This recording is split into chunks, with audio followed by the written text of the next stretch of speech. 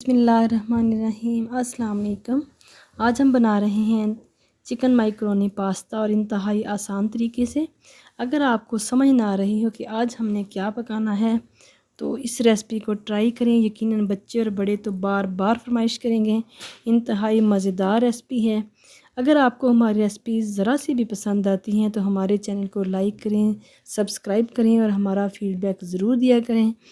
और इंतहाई कम टाइम में बनने वाले ये मज़ेदार सा पास्ता है। आइए चलते हैं रेसिपी की तरफ। मैंने कढ़ाई के अंदर खुला सारा पानी ले लिया है और इसके अंदर मैंने हाफ़ टी स्पून नमक ऐड कर दिया है और 1 टेबलस्पून हम इसके अंदर कुकिंग ऑयल ऐड करेंगे।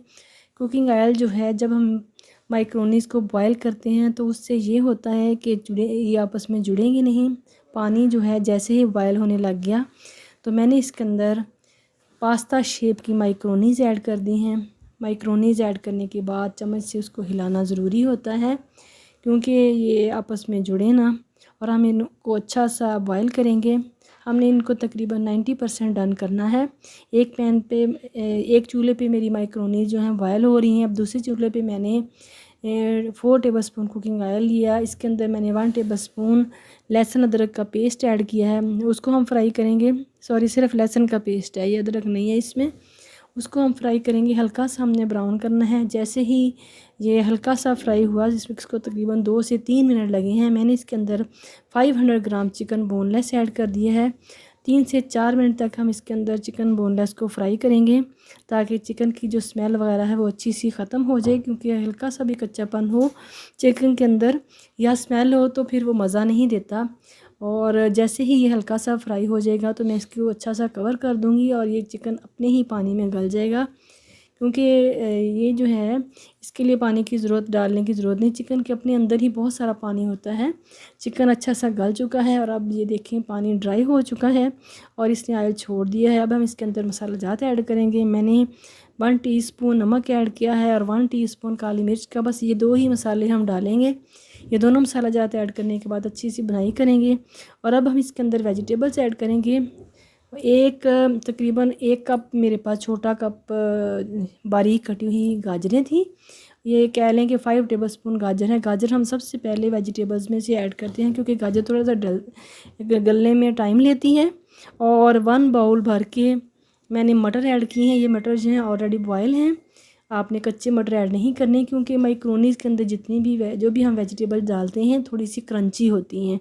2 मिनट तक मैंने गाजरों को कुक किया था क्योंकि गाजर थोड़ा सा सख्त होती है और वो भी गर्मियों में जो गाजर आती है। और मटर बॉयल्ड हैं। और 4 से 5 टेबलस्पून या छोटा 1 बाउल शिमला मिर्च क्यूब्स की शेप में कटी हुई बारीक हमने ऐड की हैं। और माइक्रोनीज़ के अंदर वेजिटेबल्स आप कोई सी भी ऐड कर सकते हैं, जो भी वेजिटेबल्स आपको पसंद हों।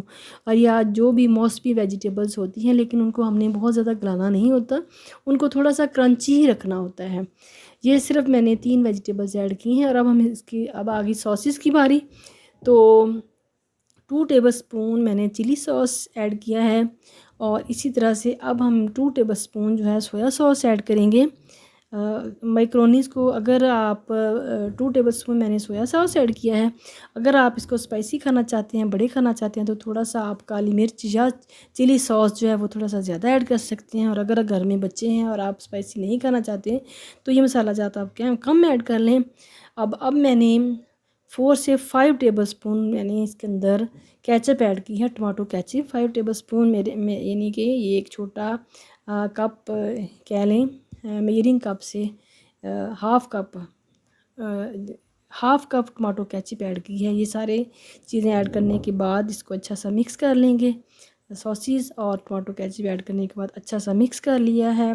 और अब मैंने इसके अंदर बंद गोभी ऐड की है। बंद गोभी मैंने एंड में ऐड की है क्योंकि बंद गोभी जो है, ये अगर शुरू में ऐड करते तो ये फिर गल जाती है और इसका फ्लेवर और इसका टेस्ट मज़े का ना आता। इसको इसलिए एंड में ऐड किया है ताकि ये क्रंची रहे।